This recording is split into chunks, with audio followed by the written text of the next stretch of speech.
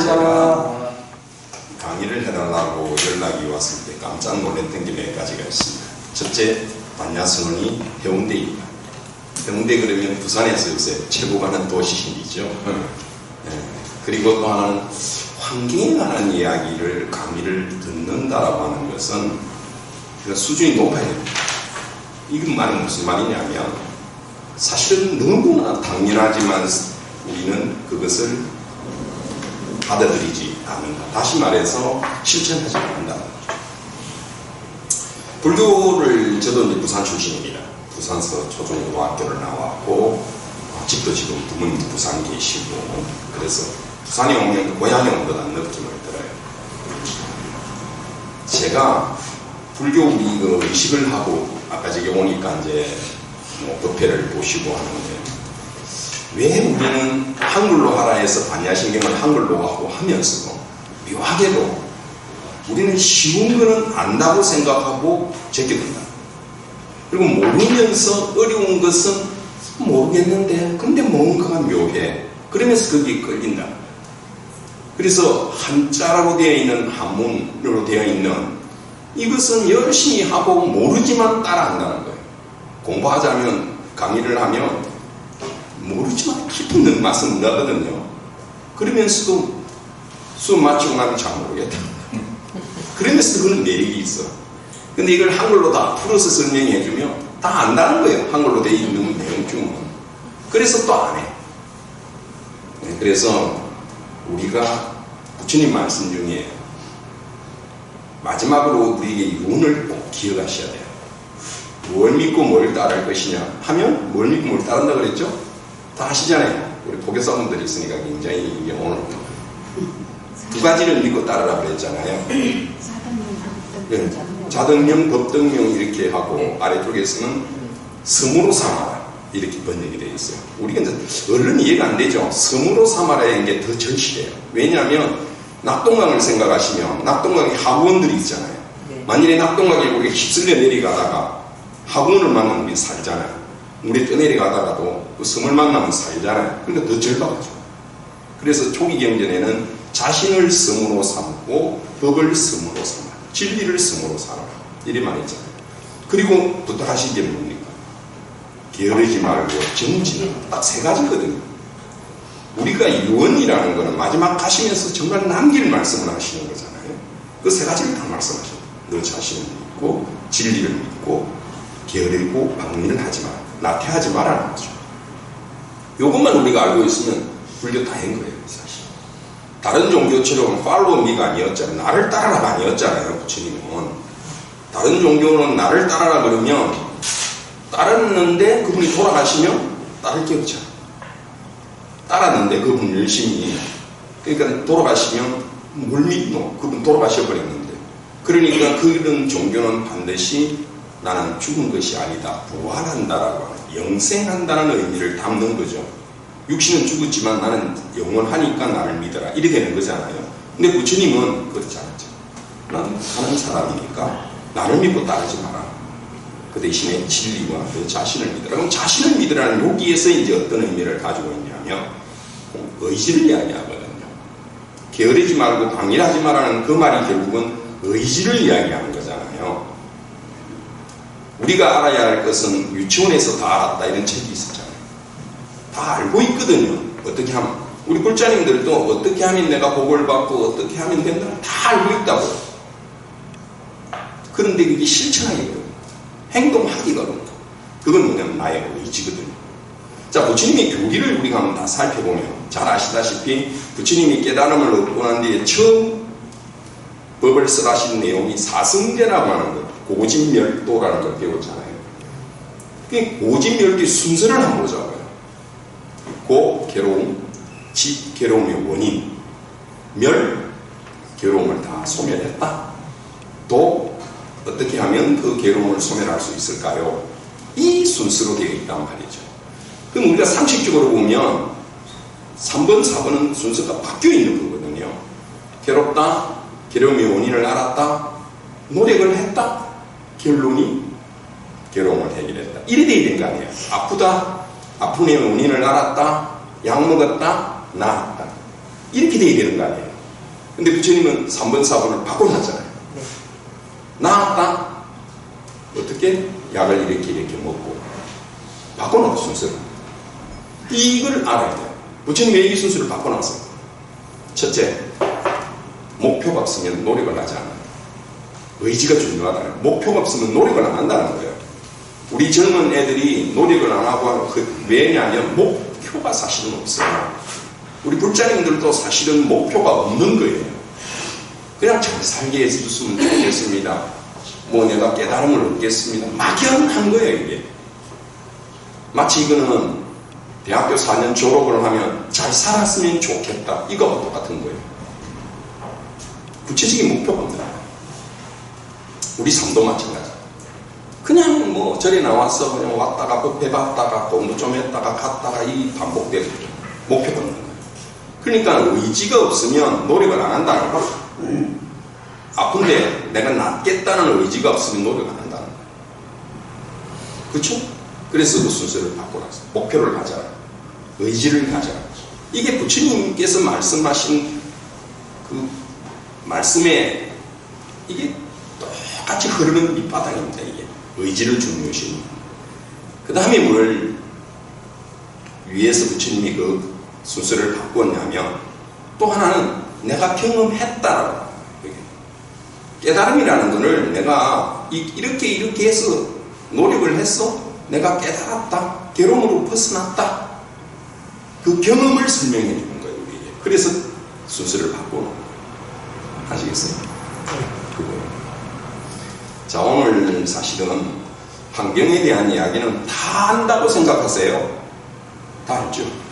환경이 중요하다는 것도 알고 우리는 환경에 대해서는 더 이상 사실 말할 게 없다. 맞습니다. 다 알고 있는데요. 그런데 이제 부처님 당시에 환경에 대한 문제는 없었습니다. 그렇죠. 부처님 당시에 무슨 환경에 문제가 있었겠습니까? 우리도 뭐 예전에는 환경에 문제가 있었습니까? 없죠. 재활용이 됐으니까요. 하다못해 우리가 먹고 난 사과 뭐 이런 거는 어디다가 소주통이라 해서 예전에 기억나십니까? 거기에다가 안 버렸죠. 쓰레기 아니잖아요. 그거 넣고 우리가 대소변 받아서 다시 비료로 썼잖아요.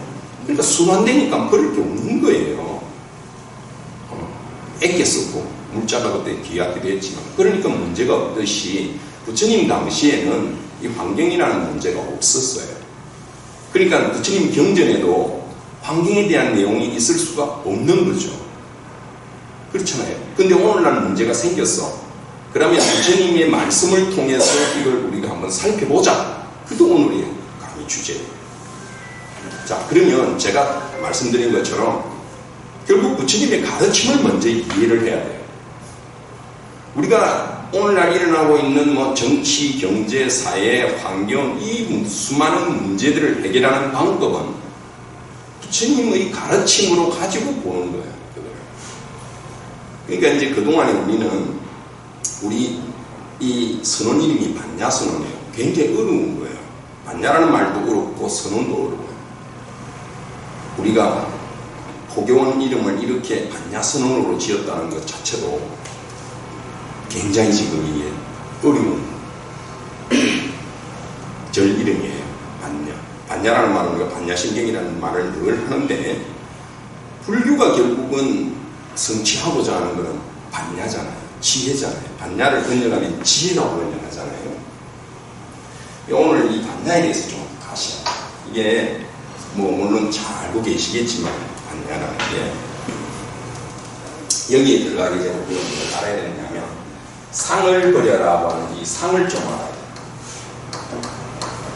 상이라는 말을 상을 버려라는 말을 많이 쓰잖아요. 이게 무슨 말이냐 이거예요. 그래서 아상, 인상, 중생상, 수자상 이렇게 이야기를 많이 하는데 산스크리트 원문이 발견됐어요. 그러니까 한문으로 번역되기 전에 그 금강경이 발견이 됐어요. 그래서 원문을 우리가 볼 수 있어요. 그 원문을 보니까 아상, 인상, 중생상, 수자상이라고 하는 말이 사실은 다 아상에 대한 내용이더라 하는 걸 알게 됐어요. 그래서 상이라는 말을 먼저 알아야 됩니다. 여기에서 우리가 불교 신자들이 조금 이제 해운대 우리 반야선원의 고급스러운, 말하자면 고급스럽다는 말이 좀 그렇긴 하지만 그냥 우리가 공부를 좀 하신 분들이나 이런 분들은 상이라는 말이 우리가 색수상 할 때 이 마음신자가 들어간 게 색수상 행식 할 때는 요게 마음신자가 들어가거든요. 그렇죠? 한자로 된 색수상 행식 할 때 들어가. 그런데 건강경에서는 이 신자가 없거든요. 아상이상 중색상 수자상 할 때 이렇게만 써야. 근데 사실 원문을 보면 똑같은 말이에요. 이게 있으나 없으나 같은 말을 요렇게도 번역하고 요렇게도 번역을 한 거예요. 똑같은 말이에요. 그리고 이 상이라는 말을 상갸라고 인도말은 이야기합니다. 상갸. 그리고 이게 색수상행식 할 때 이 식으로 가거든요. 식. 그 다음에 이게 반야예요.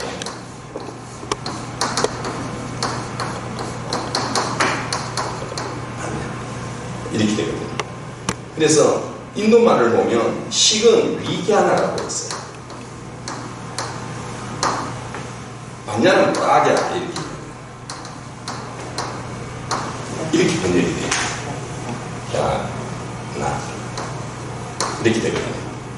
그러니까 여기 똑같은 글자가 있죠. 여기 눈으로 딱 보니까 똑같은 글자가 3개 들어있잖아요. 원문을 보면 요 뜻이 안다 이런 뜻이, 암 이런 뜻이, 이것도 암, 이것도 암.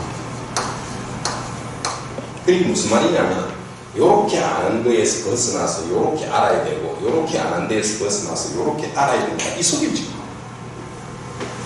무슨 말이겠어요? 자, 버려라고 하는 말도 잘 아셔야 돼요. 버려라고 하는 말은 첫째 버려라는 말 속에 포함되어 있는 게 뭡니까? 있으니까 버리는 거예요. 없으면 버릴 것도 없죠. 그죠? 그리고 버리라는 말은 버리고 빈손으로 나눠야 다른 것을 잡을 수가 있다. 뭘 쥐고 있으면 다른 걸 못 짚잖아요. 그 이야기다. 그러면 이게 무슨, 어떻게 하는 것, 어떻게 하는 것, 어떻게 하는 것일까? 상갸라고 하는 말처럼 우리가 상이 있다니, 뭐 상이라는 말은 함께 이런 뜻입니다. 함께 아는 것이다. 이렇게 생각하시면 돼요. 함께. 상이라는 말은. 이게 무슨 말이냐면 언어가 여기는 붙어야 됩니다. 함께 알라 그러면 우리가 언어가 붙어야 되죠. 사과, 배. 그죠? 반응이 없습니까? 어쨌나요? 네. 이 촬영을 하고 있으면 강의하는 사람이 얼어야 됩니다. 여러분은 필요가 없어요. 왜 반대가 돼요? 제가 촬영하는 걸 별로 좋아하거든요. 왜냐면 강의를 할 때는 좀 자유롭게 뭐 하다 보면 뭐 경상도나 욕도 좀 튀어나오기도 하고 그죠? 그래야 재밌잖아요. 라이브는 그런 거 아니에요 원래. 그래서 여기 함께 하는 거, 이게 언어가 들어가는 거예요. 반드시. 그러면 우리가 생각해 보세요. 우리가 안다는 게 뭡니까? 사과, 배, 보고 듣고 이래서 하는 거잖아요. 그렇잖아요. 사과, 배, 뭐 파인애플 보고 듣고 해서 하는 거예요. 경험을 통해서 하긴 하지만. 그래서 이런 거는 뭐냐면 내가 가지고 있는 선입견이나 편견이나 그렇게 될 수도 있어요. 사람마다 다 상이 달라요. 그렇죠? 근데 이게 아상이라고 그러면 내가 있다는, 이 가운데 중에 제일 중요한 게 내가 있다는 생각을 버려야 이런 말이에요. 어쨌든 알을 떼놓고 요것만 보면 요건 뜻이에요. 그 다음에 요건 식이라는 건 뭐냐라고 하면 요거는 앞에 위라는 말이 붙였는데 윗바사나 뭐 이런 말처럼 위는 쪼갠다 이런 뜻이에요. 나누어서 우리가 살펴봐. 사과하는데 그냥 사과 그것만 알지 말고 사과도 부사가 있고 사과가 뭐 여러 가지 종류가 있죠. 아오리가 있고 뭐 있잖아요. 그죠? 그 쪼개서 좀 더 상세하게 알아봐라. 그 소리예요. 그러니까 누가 뭐라 하더라도 내가 한번 분석해보고 내가 생각해보고 그렇게 알아야 된다. 그 소리예요. 이거는 뭐냐? 보라라는 말은 더 나아가 이런 뜻. 더 나아가. 수성한 뭐 이런 뜻이야. 수성한. 뛰어난, 더 나아가, 이렇게만 끝내지 말고 그보다 더 나아가서 알아야 된다. 이게 이제 반야거든요. 이거는 이제 구분하자면 어떻게 구분할 수 있느냐라고 하면, 요게 아까 말했지만 경문이에요. 보고 듣고 아는 걸 말해요. 이걸 이제 우리 하면 문해라는 말 들어봤나요? 대표가 문해라. 들어서 아는 거. 그 다음에 여러분 생각 좀 하고 살자. 남이 뭐라 하더라도 생각 좀 해라. 부처님이 대단히 중요시 여겼어요. 그래서 여러분 경전에 보면, 경전에 남아있다고 해서 뭐 스승이 말했다고 해서, 많은 사람이 말한다고 해서, 훌륭한 사람이 말한다고 해서 그걸 그대로 받아들이지 마라. 부처님이 그렇게 말씀하셨어요. 어떻게 보면 경전에 써 있으면 100% 다 받아들여야지 이리 싶은데도 부처님은 그렇다고 해서 받아들이지 말고, 이것을 받아들여서 실천을 할 때 많은 사람으로부터 비난받지 않고 스스로에게 이익이 되면 받아들여라. 이렇게 말씀하셨어요. 그건 뭐예요? 생각 좀 하고 살아라. 그렇지? 생각 좀. 뭐가 좋다 하면 막 그냥 거기에 막 매몰되가 그런 게 아니라 생각 좀 하고 살아라. 그래서 이건 뭐냐면 생각할 사자로 말할 수 있어요. 해자를 붙이면 문해, 사해, 생각 좀 하고 살아. 아시겠어요? 생각 좀 하고 살자. 남이 뭐라고 하는데 끄달려다니고 살지 마라. 그 다음에 뭐냐면 이게 반야는 여기에서 딱 갈라져요. 여기에서 여기까지 넘기는 굉장히 어렵습니다. 여기에서 여기까지는 일반적으로 해요. 여기까지는. 근데 여기서 단계를 넘기가 어렵습니다. 요 단계. 요 단계는 뭘 의미하느냐면, 요거는 실천 수행, 경험, 체험을 통해. 그래서 이거를 닦을 숫자로 할 수 있죠. 수회다. 이렇게 할 수 있어요. 닦아서 체험을 통해서 닦는 거예요. 이렇게 말하면 이해가 또 잘 안 되시는 분들이 있어. 주부님들이 많으니까. 주부님들 대상으로 강의할 때 이걸 어떻게 이야기하시냐면 요리하는 걸로 생각하시죠. 요리를 해야 되는데 요새 딸이나 안 묻죠. 엄마 이거 어떻게 요리합니까? 묻는 사람이 없죠. 애들 요새 뭐 물어요? 예전에 보살님들은 물었죠. 이거 뭐 된장국 끓이려면 어떻게 해야 돼? 이런 거 물었잖아요. 요새 안 묻습니다. 이유가 뭐죠? 인터넷에 레시피가 나와 있어요. 어떻게 만든다 다 나와 있죠. 그게 이겁니다. 우리가 아는 거예요. 함께 아는 거예요. 이게 레시피다. 그래갖고 어떻게 만든다는 걸 다 알아. 요새는 그래서 애들이 묻지 않아요. 다 안단 말이에요. 근데 애들이 만들어낸 걸 먹어보면 먹을만은 한데 별로 감칠맛이 없고 깊은 맛이 없어. 그럼 왜 그렇게 했어요? 손맛이요. 손맛이라는 게 뭘까요? 그거는 여기에서 말하는 스푼 한 스푼 넣고 뭐 이거는 그냥 일반적으로 하는 거예요. 근데 뭘 생각을 안 했냐면 우리 집 식구들은 짠 거를 싫어해. 우리 집 식구들은 매운 것을 싫어해. 이게 가만히 안 됐던 거예요. 그러니까 간장 한 스푼 넣으라 하는데 우리는 싱거운 걸 좋아하니까 3분의 2스푼만 넣어야 되겠죠. 넣으라는 대로 넣어갖고는 안 되잖아. 그래 안 그래? 그리고 장맛이 다 다르잖아. 집마다. 우리 집 된장은 짜. 이러면 그 한 스푼 넣으라 한다고 한 스푼 넣어가 될 일이 아니지. 가만을 해야 해요. 생각 좀 해라 이 말이죠. 여기서. 이해가 돼요? 네. 근데 주부님들이 음식 만들 때 그거 보고 이렇게 한 스푼 넣으라 한 스푼 이렇게 넣습니까? 그렇지 않으면 앉아서 대충 이렇게 넣습니다. 요리야. 왜 대충 넣어요? 근데 그게 왜 제일 맛있어? 이 경험이 있기 때문에 우리 집 된장만 내가 알고 우리 집 고추장 내 맛 알고 하니까 그거 구태에 물어보지 않아도 대충 착착착착 넣으면 딱 맛있어. 그게 반야지. 이해되세요? 네, 충분히 이해되세요? 네. 이건 거기다. 불교는 이건 거예요. 본인이 직접 경험을 통해서 아는 것이다. 체험을 하라. 그래서 불교는 스스로 기도를 많이 하시고 수행을 많이 하셔야 됩니다. 자, 오늘 이야기 들어가기도 하는데 벌써 반 지났네요. 이게 핵심이에요. 지금 제가 말씀드린 이것만 가지고 있으면 세상을 바라보는 모든 게 달리 보이는 겁니다. 세상을 바라보는 자, 뭐 이렇게 쭉 사실은 이 자료는요 얼마 전에 제가 동영상으로 15분씩 4차례에 걸쳐서 제작을 했었습니다. 그 자료입니다. 그래서 양이 많기 때문에 쭉 넘어가서 우리 불교 신자들에게 필요한 것만 몇 개 보도록 하겠습니다. 다 아시는 거예요. 환경이라는 말은 한자로도 그렇지만 영어로도 그렇고 둘러싸고 있는 것 이런 뜻이에요. 그러니까 중심이 뭡니까? 인간입니다. 인간이 중심이 돼서 둘러싸고 있는 거죠. 그 다음에 생태라고 하는 말을 요새는 많이 써요. 다시 말해서 인간 중심이 아니라 각자의 소중한 존재들이라는 걸 인정하고 살자는 거죠. 그러니까 불교 입장에서 보면 동물이라고 해서 하찮은 게 아니에요. 우리도 윤회한다는 입장에서 보면 우리도 동물로 태어날 수 있다. 이게 불교잖아요. 그러니까 딱 생태적이죠. 불교야말로. 그죠? 오늘날은 이 생태라는 말을 많이 씁니다. 그 부처님께서 이 땅에 오실 때 그럼 하신 말이 썼는지 모르셨습니까? 천삼천하 유화독존이라는 말을 썼다. 그렇죠? 삼기계고 아반안지라.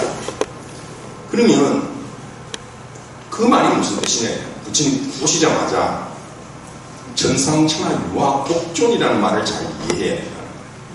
유아독존이라는 할 때 아자는 꽃다마 식다랐다 태자 혼자를 가르치는 게 아니에요. 그 뜻을 잘못 이해하면 하늘 위에 하늘 아래 내가 혼자 잘났다 이렇게밖에 안 되는 거예요. 부처님 이 땅에 오시면서 그래 하늘 위에 하늘 아래 내 혼자 잘났다 이 소리 하러 오신 건 아니잖아요. 그건 뭐냐면 나자는 우리 각자를 이야기하는 모든 존재 각자를 이야기하는 거예요. 그건 다 소중한 존재다. 내가 소중하듯이 그대도 소중하고 이 세상에 존재하는 모든 것들이 다 소중하다 이렇게 선언을 하신 거예요. 그게 부처님이잖아요. 동물이든 뭐든지 이게 다 소중. 70억 인구가 전 세계에 있지만 나라는 존재 하나밖에 없는 거예요. 불교 입장에서 보면 내가 없으면 이 우주가 없는 거예요. 인식하는 조체가 없잖아요. 내가 죽었는데 인식이 안 되잖아요. 이 세상에. 그러니까 그건 이 세상에 그 사람한테 없는 거예요. 불교에서 안이비설 신의 색성양 미촉과 안식이식 비식 설식 신식 의식 이렇게 나누는 거는 바깥의 대상을 내가 받아들여서 내가 인식을 하고 하는 그 과정을 설명하는 거예요. 육권, 육경, 육식 이런 말하는 것 자체가 그 과정을 설명하죠. 근데 그렇게 부처님께서 세상을 모든 것을 설명한 이유는 뭐냐면 내가 보지 못하고 듣지 못하고 냄새 맡지 못하고 뭐 맛을 느낄 수 없고 촉감을 느낄 수 없고 생각할 수 없는 존재는 없다 이렇게 생각해요. 그 이외의 것은 우리가 인정할 수가 없다 이 말이에요. 무슨 말이겠어요? 그게 불교의 가르침. 우리가 인식하지 못하면 이 세상은 없습니다. 그래서 부처님은 생태계라는 말을 사용할 때 모든 존재가 각자의 존재의 가치가 있는 것이다. 그리고 또 하나의 핵심이 뭐냐면 모든 것은 이게 우리가 이거죠. 결국은 인간 중심에서 우리가 이 학교 다닐 때 생태계라는 말은 생물과 무생물, 생물을 다시 동물, 식물로 나누고 동물 속에 인간이 있는 거 아니에요. 그죠? 그러니까 요 인간 중심에서 점차 나아가자는 거예요. 동물 중심으로 가고 생물 중심으로 가고 무생물까지를 인정하는 생태 중심으로 가자.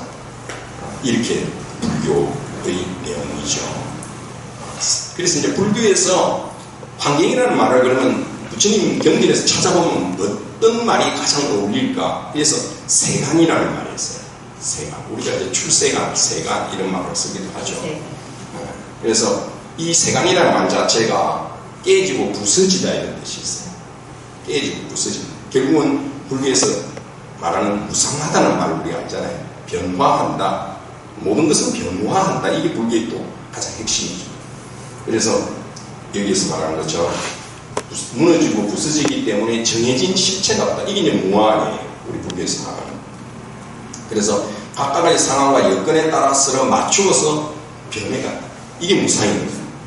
무상이라는 말을 잘못 이해하면 허무하다 이렇게 알고 있는 사람들이 많아요. 이것도 불교를 잘못 이해한 거예요. 인생 무상, 권력 무상 이러니까 이게 허무하다는 뜻으로 새기는 사람들이 많은데 불교 신자라면 이걸 허무하다고 새기면 안 돼요.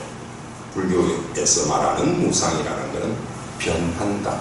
그 변한다는 게 좋은 데서 나쁘게도 변할 수 있지만 나쁜 것에서 좋게도 변할 수 있잖아요. 불교는 항상 쌍방이에요. 이 이쪽으로 갈 수도 있고 이쪽으로 갈 수도 있고 쌍방이라는 거예요.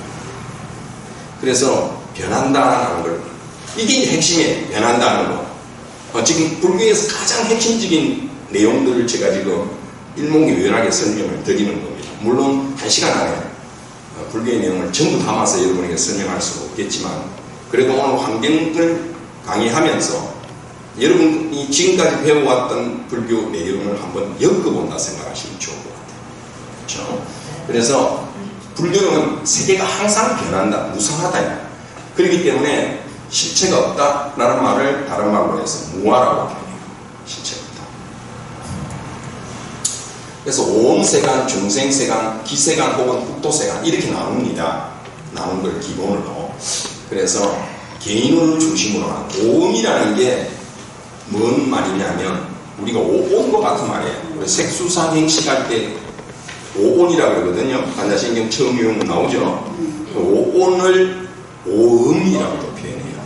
우리가 8가지 괴로움 중에 보면 오음승고 이런 말이 있잖아요. 그때 오온과 같은 말이에요. 오음이라는 말 자체가 오온, 색수상행식. 쉽게 말하면 나의 심신, 몸과 마음, 이걸 생각하시면 돼요. 오온이라는 게 그 뜻이에요. 몸과 마음을 뜻하는 거예요.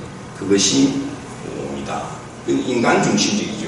그죠? 그 다음에 이제 중생이라는 말 있잖아요. 그죠? 많이 쓰는 중생, 사또와라고 하는데, 이 중생이라고 하는 말은 거듭거듭 산다, 뭐, 이런 의미도 있지만, 요걸 이제 다른 말로 번역했을 때 유정이라고 번역했어요. 요 유정이라는 번역이 참 기막힌 번역이죠. 그래서 여러분 유정이라는 말 들어보셨죠? 이상해연선사 발언문에 보면 저 끝에 가면 유정들도 무정들도 일체종지 이루어지다 이런 표현 쓰잖아요. 근데 한자로 유정은 자세히 보시면 있을 유자 정, 감정을 가지고 있다 이 소리예요. 감정을 가지고 있다. 그러니까 느낌이죠. 그러니까 유정은 괴롭다, 즐겁다를 느낀다. 그래서 우리가 살생을 하더라도 괴로움을 많이 느끼는 동물은 살생하면 엿보가 더 크다고 그래요. 내하고 가장 가까운 감정을 가장 느끼고 있는 게 뭐 예를 들어서 반려동물이나 개 뭐 이런 거죠. 소 이런 거잖아요. 이런 고통을 많이 느낀다. 그래서 그것을 살생하면 죄가 더 크다. 그 다음에 그것도 좀 떨어지는 게 뭐 조류고 그보다 더 떨어지면 생선이고 뭐 이렇게. 그렇죠? 그것도 물론 인간이 주관적으로 판단하는 거지만 어쨌든 그렇다고 해요. 그 다음에 이제 기세관이라는 게 오늘날 말하는 진짜 환경이라 할 수 있겠죠. 여기 보면 중생들이 머물고 있는 하늘과 땅, 강, 바다 등 자연 물질이 세계다. 인간을 둘러싸고 있는 우리 자연 환경을 말한다. 이렇게 이제 세 개로 나누어 놨어요. 그리고 경전에 보면 그러니까 오음세간, 중생세간, 기세간 이렇게 나누어 놨다.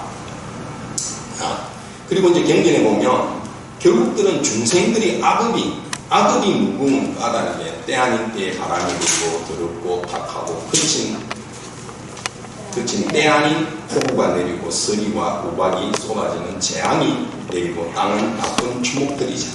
그러니까 이제 이게 말하면 자연이 훼손되는 거죠. 인간의 악업 때문에. 이게 이제 저절로 되는 인간이 나쁜 악업을 지음으로 인해서 이렇다. 이게 이제 환경운동의 가장 기본이죠. 이 모든 것은 우리가 지은 것이다. 그렇죠. 뭐 이런 내용들이 많습니다. 넘어가겠습니다. 이제 자 이제 초기 경전에도 이렇게 나와요. 탐욕이란 어디를 가도 만족할 줄 모르는 것이요.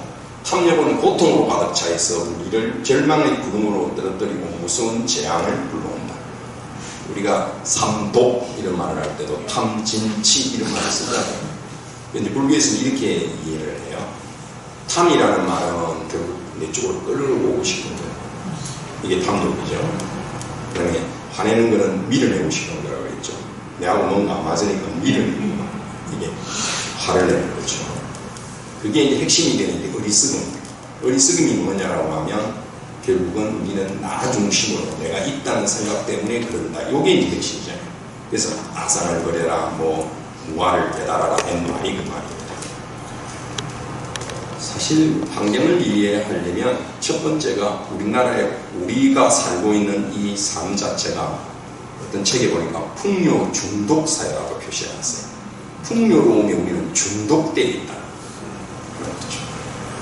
피부님들 계시니까 가슴 아픈, 가슴에 손을 넣고 반성해야 될 게 딱 하나 있습니다. 그 중에 하나가 냉장고 정리 좀 하고 살자. 이해되시죠? 냉장고가 열어보면 1년 전에 떡도 들어앉아 있을 수 있고, 전에서 준 거. 검은 봉지에 써놓으면 내용도 모르고 들어앉아 있는 게 몇 년 된 게 있습니다. 이거부터 정리를 하시는 게 좋습니다. 그게 뭐냐면 옷도 마찬가지죠. 입지도 않는 옷, 뭐 쉽게 구입이 되니까 텔레비를 보고 있으면 홈쇼핑 보고 저거 괜찮은 거 같아 또 구입을 하고, 이렇게 해서 가득 차고. 이런 말이 있어요. 러닝머신 있잖아요. 우리가 살아가면서 러닝머신, 집에서 운동 좀 해볼 거라고 한 200만 원 마음 먹고 러닝머신 샀어요. 러닝머신은 200만 원이 아닙니다. 사실은 그게 서울 강남에 설치가 되어 있으면요, 강남 아파트가 평당 한 뭐 예를 들어서 한 3천만 원 좀 한다고 하면 그게 반평을 차지하나요? 그게 차지하는 거는 못 움직이고 못 쓰잖아요. 1,500만 원을 차지하고 있는 거거든요. 한 평에 1,500만 원짜리를 차지하고 있는 거예요. 반평을 차지하고 있잖아. 그게 기획값은 200만 원이라도 그게 1,700만 원짜리예요. 그렇잖아요. 시골에 놓여 있으면 뭐 평당 얼마 안 할 테니까 200만 원에다 조금만 더 주면 되지만, 우리는 그걸 생각 못 하는 거예요. 그 기획값만 생각하는 거예요. 그게 놓여 있는 게 왜 만평이에요. 벌써 하나 운동 안 하거든. 할 때만 그냥, 지금 제일 골치 아픈 게 안마의자가 내버릴 데가 없어서 난리예요. 그걸 내버려야 되는데 받아주지도 않는데요, 서울에서. 크기도 크고. 자, 이게 뭐냐? 풍요 중독 사회다. 우리는 이미 풍요로움에 중독되어 있다. 그래서 자꾸 뭔가를, 이거와 우리의 욕망과 똑같은 거예요. 탐욕도 똑같은 거예요. 그러니까 우리가 탐욕심을 가지고 뭔가를 가져들으면 그 가격만 있는 게 아니라 내 마음에 그것이 차지하고 있는 부분이 있습니다.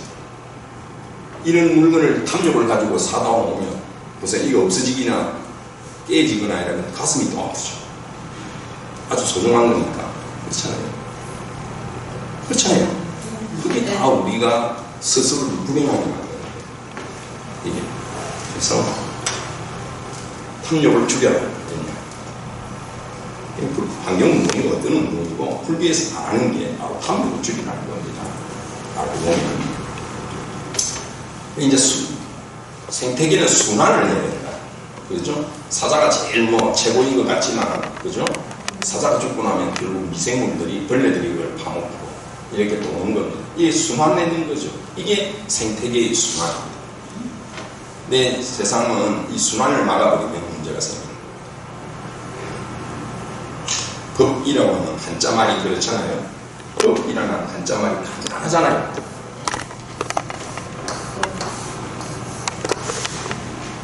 이게 물이잖아요. 네. 이 갈글자잖아요. 네. 물이 가는 게 법이다. 진리라는 거죠. 그죠? 위에서 낮은 대로 순환하는 거다. 우리가 불법성 할 때 이 법 한자를 쓰죠. 이 법이라는 말이 다르마라고 하는 인도 말인데, 이게 쓰임새가 굉장히 많습니다. 인도에서 우리가 다르마라는 말이 한자로는 법 이렇게 하나로 쓰지만 이게 사용되는 게 따라서 뜻이 많이 달라져요. 진리라고 하는 의미로도 사용되고요. 그렇죠? 잘 알고 있는. 그 다음에 우리가 민법, 형법이라는 룰, 법칙이라는 그런 글로도 사용하고, 부처님한테 오면 이제 이게 부처님의 말씀 이렇게도 이야기되죠. 그런데 중요한 것은 인도에서 일어난 모든 사상들, 불교를 비롯한 모든 사상들의 특징이 하나 있는데요. 그게 뭐냐라고 하면 rule is a rule 이런 말이 있습니다. 법은 법이야. 그러니까 어떤 법이 딱 있으면 그거는 종교적인 지도자가 아니라 종교적인 교주로 할지라도 그걸 못 바꿔요. 법칙을 못 바꾼다고 해요. 진리를. 올마이티 전지전능하다 해서 그걸 바꿀 수 있다 생각하시면 안 돼요. 인도에서 일어난 사상은 그걸 못 바꾼다고 해요. 이니까가 안 돼요. 저는 이게 매력적이에요. 이니까. 심수봉의 노래처럼 나는 여자이니까, 나는 스님이니까, 나는 뭐 교수이니까, 나는 부자이니까, 이렇게 되면 안 되는 거예요. 이니까는 안 됩니다. 이니까 뭘 당연시 여기는 거. 이게 잘못된 사회예요. 부모니까 자식을 뭐 어떻게 한다. 이건 안 되죠. 남편이니까, 아내이니까, 여자이니까, 이건 안 됩니다. 권력을 가진 사람이니까 이걸 당연하게 생각해요. 지금 우리는. 계급을 당연하게 받아들이고 있어요. 이 사회가 잘못돼요. 이니까 안 됩니다. 이게 불교가 바로 다 욕을 이야기하는 거예요. 그러니까 인도에는 매력이 뭐냐면 이니까 안 된다는 거예요. 인도의 종교의 특징이 뭐냐. 그러면 뭐냐? 내가 어떤 능력을 갖추고 싶다. 내가 남보다 좀 더 많은 능력을 갖추고 싶다. 그러면 어떻게 되느냐? 능력을 갖추려면 반드시 뭐가 필요하냐? 따파스. 따파스라는 말이 무슨 말이냐면 이게 이제 고행이라는 것입니다.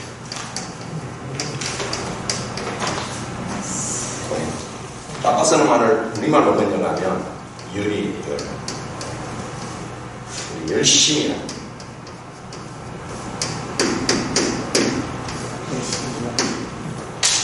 그러니까 신이 악마를 이길 수 있는 것은 신이니까가 아니라 신이 악마보다도 더 열심히 고행을 했다, 노력을 했다 해서. 그럼 인도에서는 인간이 만일에 신보다도 더 열심히 고행을 하면 신을 이길 수가 있어요. 신이니까 반드시 인간을 이기는 게 아닙니다. 이게 대단히 중요한 거죠. 내가 능력을 갖추려면 더 노력하고 더 수행을 하고 해야 돼. 이게 대단히 중요해요. 뭐 대학교 교수다. 그러니까 교수니까 더 잘 알고 더 뭐 잘할 거다. 그게 아니라 교수 소리를 들으려면 일반 사람보다도 더 열심히 공부하고 더 수행을 했어요. 이게 불교의 가르침. 이게 인도 사상의 특징입니다.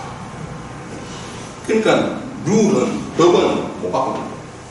이게 불교예요. 그러니까 기도를 할 때도 마찬가지겠죠.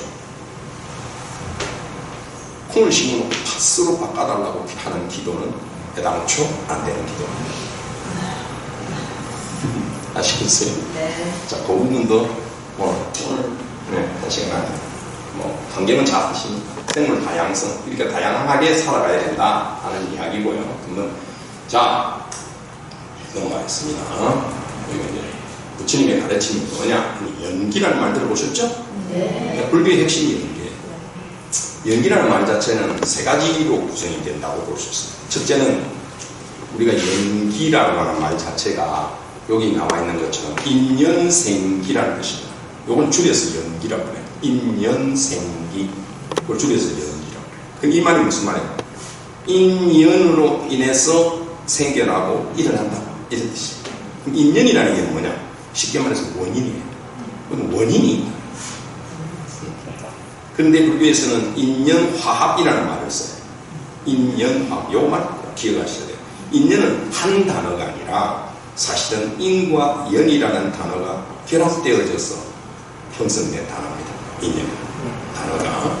그래서 그걸 이해하셔야 되고, 그 다음에 우리가 흔히 말할 때 인과 응보다 이런 말 쓰잖아요. 인과 응보라는 말이 있죠. 그거 기억하셔야 되고, 세 번째가 뭐냐면 한자말로 조금 어렵긴 하지만 상의 상관성 이런 말인데 쉽게 표현하자면 모든 것은 얽히고 섞여 있다.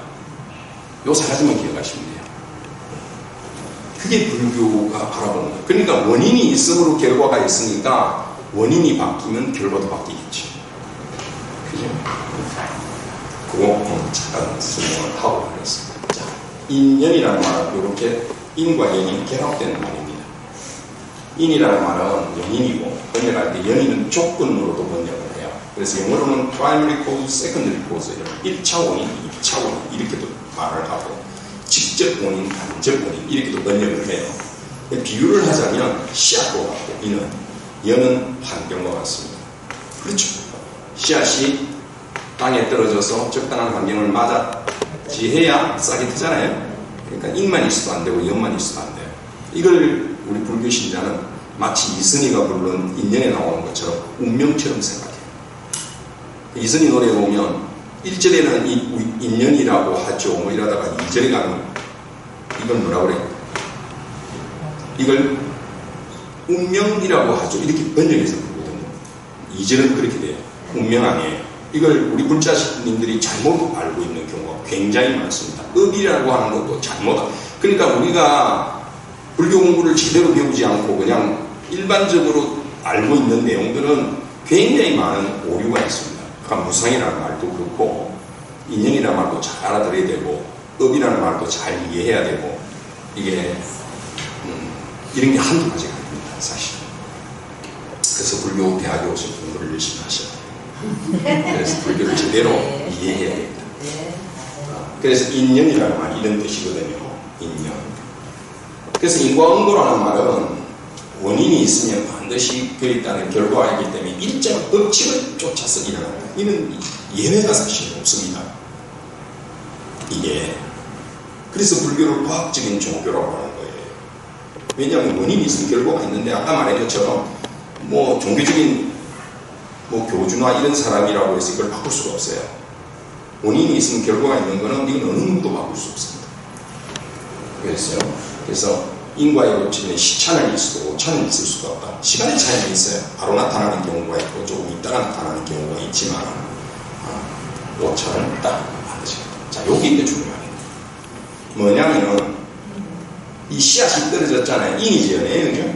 그래서 이제 환경이 만들어지는 게 연이죠. 연이 결합하면 싹이 트잖아요. 여기 결과죠.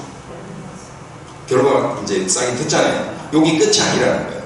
그러면 요 결과가 다시 인이 되는 거예요. 요게 인이 돼서 다시 비가 내리고 햇빛이 띄워지는 연이 만나면 또 새로운 결과를 만들어내죠.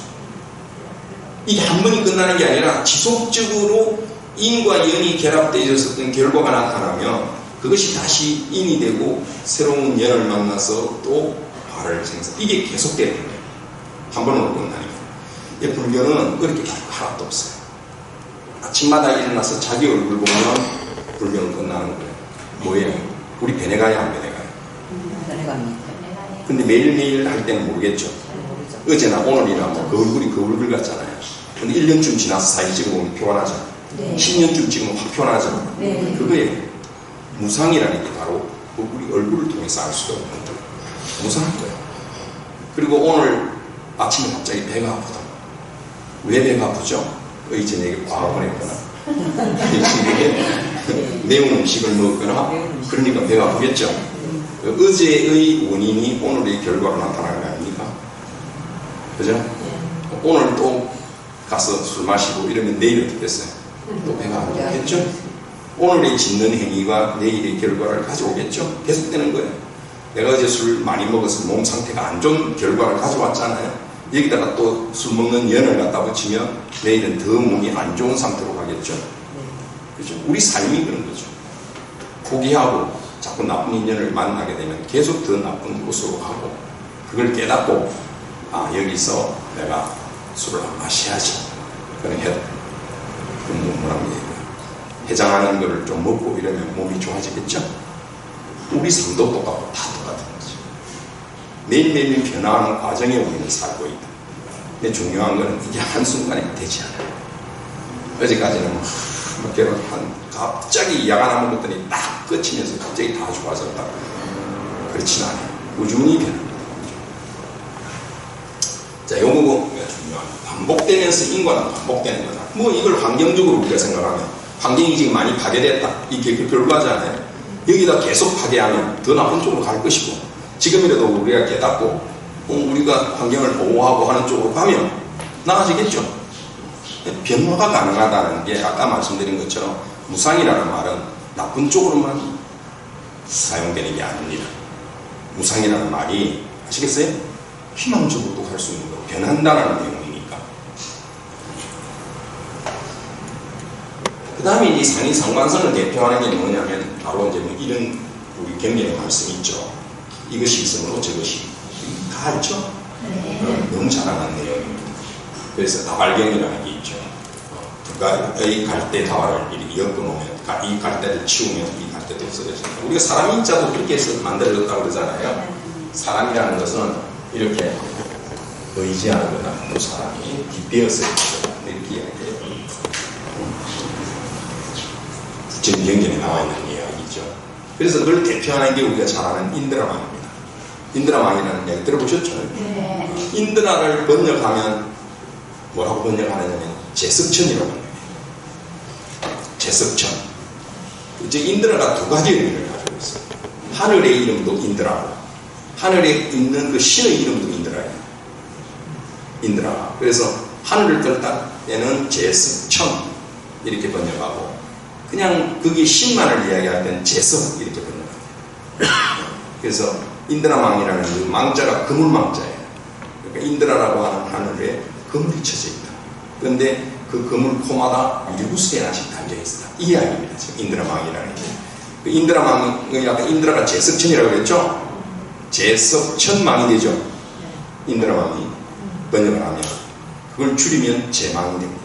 제망이라는 말을 어디서 들어보셨어요? 예불 할 때 제망 차례가 있지. 그렇죠? 제망이 제석천망, 그래서 그걸 줄이는 거예요.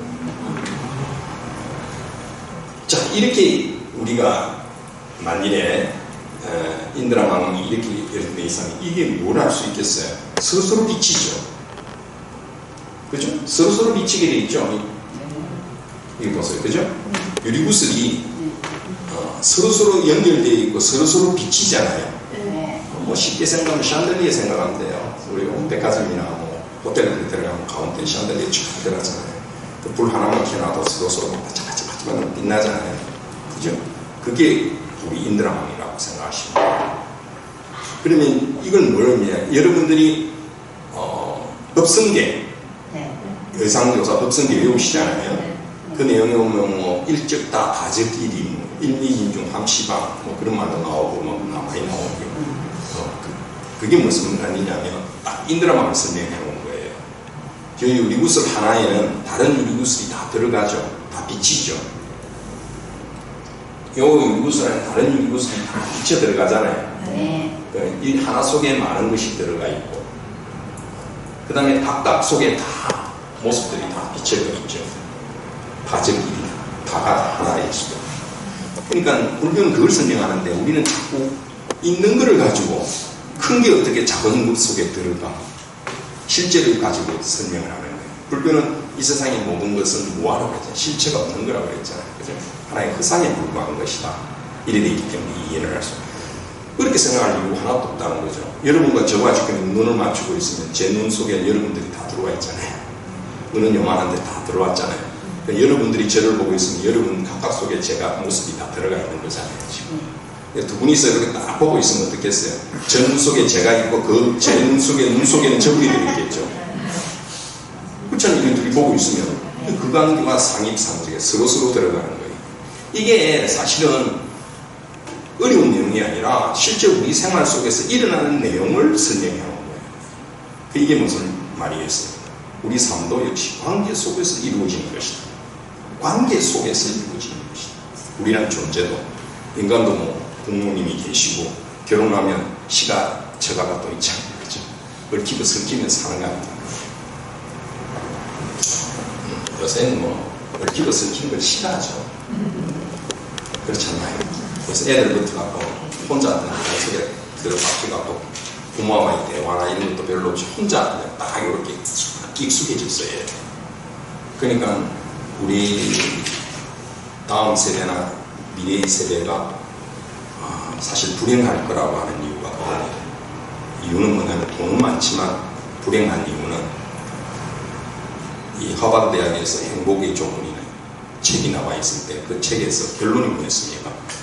74년 동안 연구를 해보니 돈이 행복의 조건이 아니라는 거죠. 뭐가 조건이냐? 한마디로 관계라. 관계가 행복의 조건이다. 그러니까 관계가 좋은 사람, 이 사람이 행복한 사람.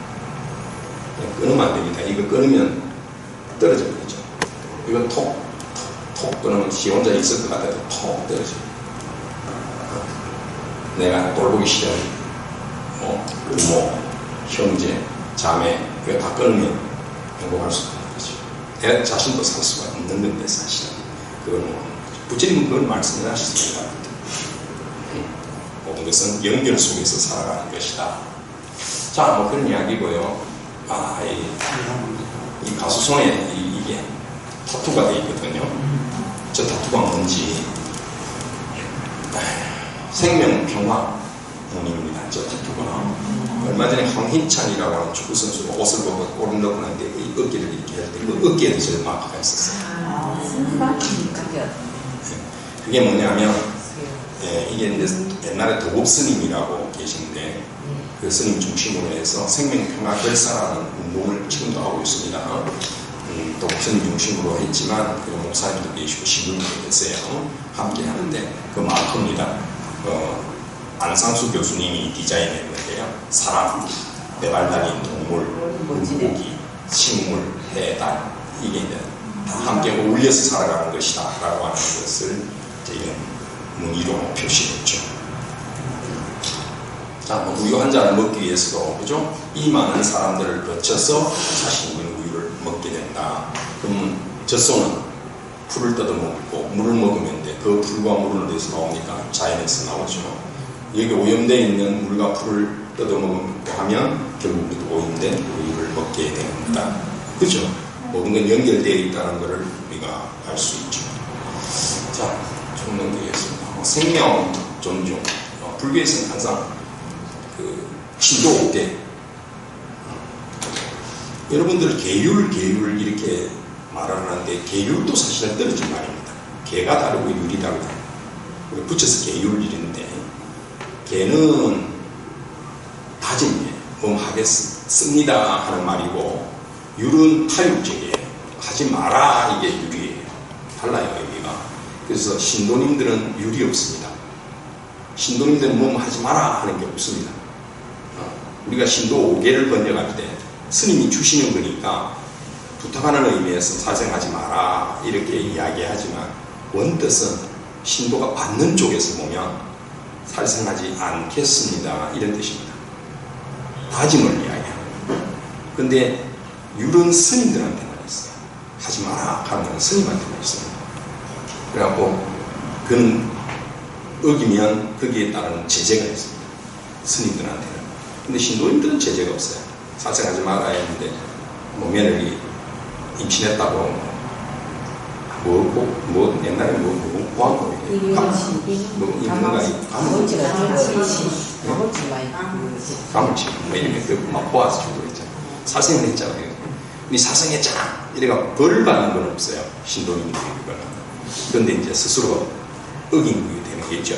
그렇죠. 그러니까 불살생 이렇게 한자로는 똑같은데 개로 설명할 때는 살생하지 않겠습니다 이렇게 번역을 해야 되고 스님들한테 율에서는 살생하지 마라 이렇게 번역이 달라요. 한자는 똑같아도 개와 율이 있죠. 그래서 신도들이 받는 5개 중에 첫 번째가 살생하지 않겠습니다. 이런 종교는 세계에도 없습니다. 세계의 다른 종교에서 살인하지 마라는 있어도 살생하지 마라는 게 없습니다. 알겠어요?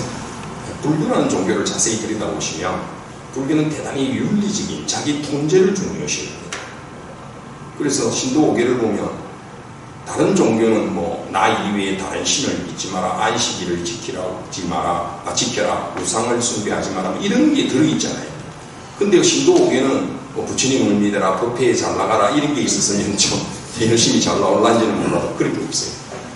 살생하지 않겠습니다. 또 독질하지 않겠습니다. 사탕에 행하지 않겠습니다. 거짓말하지 않겠습니다. 그 다음에 제일 지키기 어려운 술을 마시지 않겠습니다. 이게 5번째 들어있어요.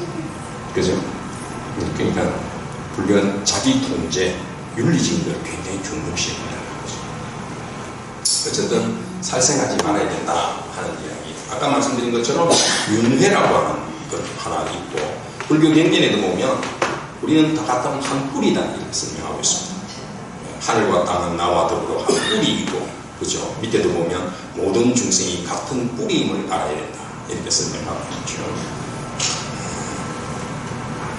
자, 한번 쭉 넘어가겠습니다. 시간도 다 됐고 1시간만 강의하라고 되어 있으니까 계율 아까 제가 설명했고요.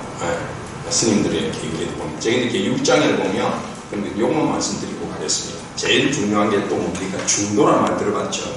아까 제가 사승제라고 하는 말을 하고 했는데 그래서 괴로움의 원인, 깨달음을 얻었다, 괴로움으로부터 벗어났다, 어떻게 하면 그렇게 되느냐라고 했을 때 8정도라는 말 들어봤잖아요.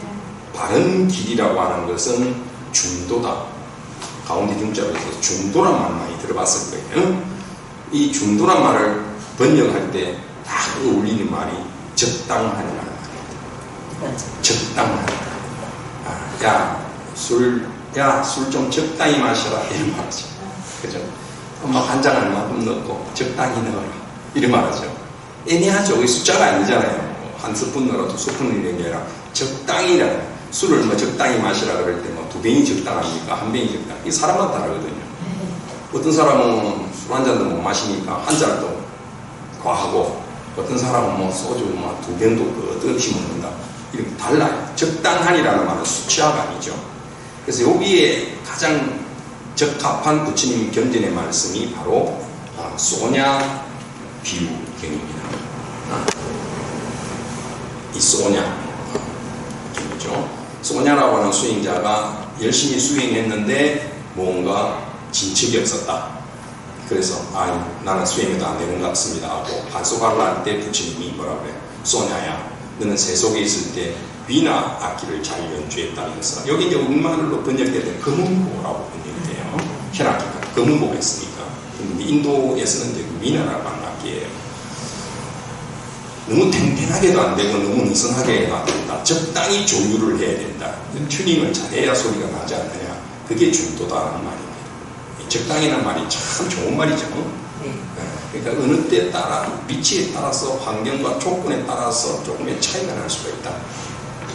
다 마찬가지로 우리 살아가면서 차이나요. 배가 고프면 좀 더 먹을, 배부르면 뭐 덜 먹을 거. 같은 사람이라도 때에 따라서 적당히 다르고, 사람마다 적당히 다르고. 그렇죠? 그러니까 강요하면 안 되죠. 내가 먹는 만큼 상대에게 먹도록 해도 안 되고, 그죠? 사람마다 다 다릅니다. 적당이라는 게 다 다르고 중도가 다 다르다. 이 말씀을 왜 드리느냐? 불교는 중도 사상을 이야기했기 때문에 어떤 실천을 함에 있어서 나에게 맞도록 내가 할 수 있는 힘만큼 해나가는 것이 중도마다. 수행도 마찬가지고, 또 환경운동을 할 때도 내가 할 수 있는 한까지 가는 거죠. 뭐 채식이 좋다 이렇다고 해서 채식이 좋으니까 전부 채식해. 주부가 오늘 환경 강의 듣고 난데 육식하면 안 되고 이게 문제가 있으니까 우리 채식하자고 이래갖고 그날부터 메뉴판 싹 다 바꿔갖고 가족 전체를 채식주의자로 만든다. 환경운동은 잘 하시는 거 건강에도 좋겠습니다만 그래도 적당하게 좀 줄여가면서 하자든지 이해를 시키고 이렇게 하는 게 중요하겠죠.